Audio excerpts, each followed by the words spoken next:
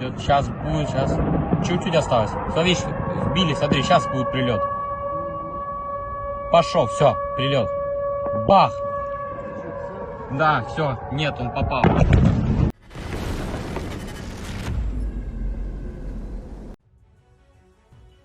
Ukraine's military intelligence released a video of an operation in the Russian-occupied part of Zaporizhia Oblast, in which it claims to have interrupted the sale of stolen diesel by notorious Chechen fighters. Hur reported on Telegram that, in cooperation with partisans, it orchestrated 2 explosions at a site where members of Akhmat, a Chechen unit in the Russian army known as Kadyrovites, sold stolen diesel in the occupied Berdyansk district of Zaporizhia Oblast. According to HUR, Ukrainian partisans operating in the occupied territories discovered the scheme and mined the site, hitting 2 vehicles. The number of casualties is being determined, Ukrainian intelligence said. Berdyansk is a southeastern port city in Zaporizhia Oblast, occupied by Russia since February 2022. The Kadyrovites, named after Chechen strongman Akhmat Kadyrov, and led by his son and successor Ramzan Kadyrov, have been accused of committing widespread human rights abuses amid the invasion of Ukraine. Ukraine's military regularly strikes military targets in Russian-occupied territories and deep within Russia in an attempt to diminish Moscow's fighting power as it continues its war against Ukraine. Newly released footage has provided the clearest look yet at the Ukrainian naval drone strike that hit Russia's key Black Sea logistics hubs, offering visual confirmation of the scale and precision of the operation. The video shows the drones closing in on their targets at Novorossiysk and Tuapse, capturing the final moments before impact and the explosions that followed. These images underline how effectively Ukraine's maritime strike capability has evolved, turning low-cost, unmanned systems into one of Kyiv's most disruptive tools against Russian infrastructure. The background to the footage remains significant. According to Kyiv Post sources, the attack targeted and disabled the Transneft oil complex and the Caspian Pipeline Consortium terminal in Novorossiysk, installations that together can export up to 2 million barrels of oil per day, much of it routed through Russia's shadow fleet. Disrupting these terminals forces Moscow to slow or reroute shipments, directly affecting the financial backbone of its war effort. In Tuapse, the drones managed to blow up an oil pier at one of Russia's largest export terminals, a strike that created immediate logistical bottlenecks. The newly surfaced video reinforces the growing pattern. Ukraine is using maritime drones not only to inflict physical damage, but also to consistently penetrate heavily defended coastal zones. The footage serves as a reminder that Russia's Black Sea infrastructure, once considered secure, is now under continuous and effective pressure. Dying is not a sin, but a feat. Russian soldiers have received motivational postcards from the command of the 22nd Army Corps. Comrade, do not fear death. Remember, you are fighting for a great cause, the postcard declares. Hey there, brother. Look at this absolute piece of crap they've given us. Igor Thompson, a major general. What the fuck? Today is not a sin, but a heroic deed. I don't know why the hell don't they go die themselves. There are some positives. Look, they sent us a whole fucking load of them, for fuck's sake. Come on, open it. We'll start the fire. Wait, let me open. Come on, light your cigarette.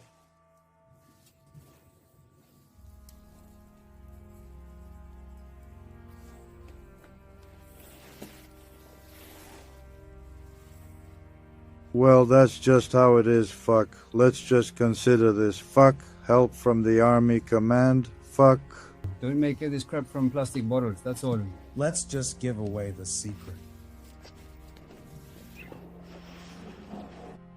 Aerobomber U. Aviv operators cleared roads of Russian waiting drones. A new and increasingly dangerous tactic is emerging in the Ukrainian war. Both Ukrainian and Russian forces are now placing drones on the ground in concealed positions, waiting in ambush for enemy movements. This shift marks a significant evolution in drone warfare.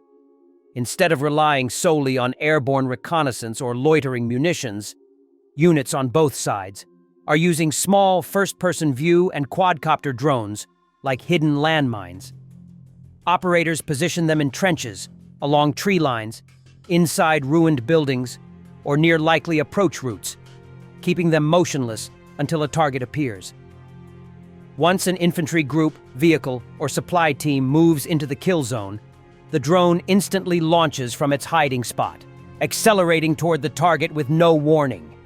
Unlike traditional mines, these ambush drones can choose their moment of attack, identify high-value targets, and correct course in real time. The psychological effect is massive. Soldiers now fear not only drones buzzing overhead, but also drones lying silently in the mud, waiting. Time for the foolishness of Russian propaganda. If we don't stop and the Chinese begin, we'll reach Paris and Lisbon. Why does Trump risk finding himself in a two-front war situation which would simply bury America?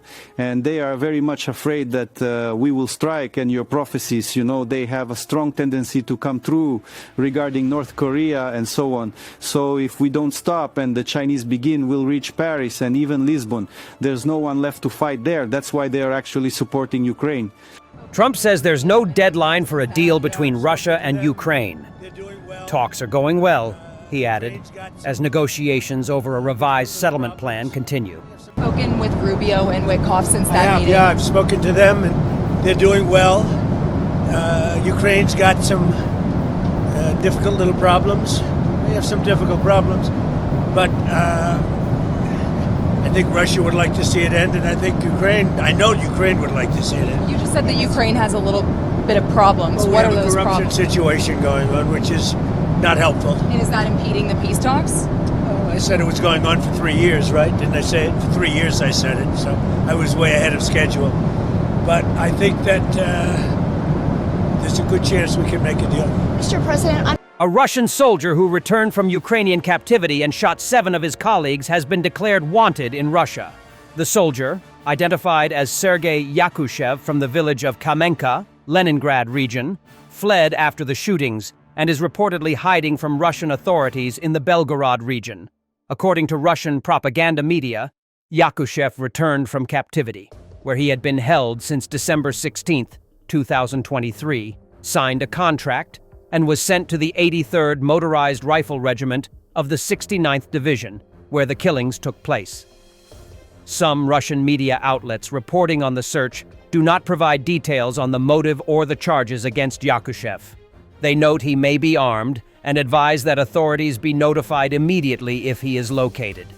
Militarny previously reported that in October 2024, the deputy commander of the Russian Armed Forces Special Operations Forces Training Center was shot dead at close range near Moscow. The site of that killing is less than a 20-minute drive from Russia's Special Operations Forces Training Center. Thanks for watching, and don't forget to subscribe. Also, if you want to support Warthog Defense, please become our member and get early access to new videos, exclusive members-only videos, and become administrator in comment section. The membership link is in the description. Rescues every day. We had a guy last week, it's 6 rescues in 6 days. He's doing the job every day.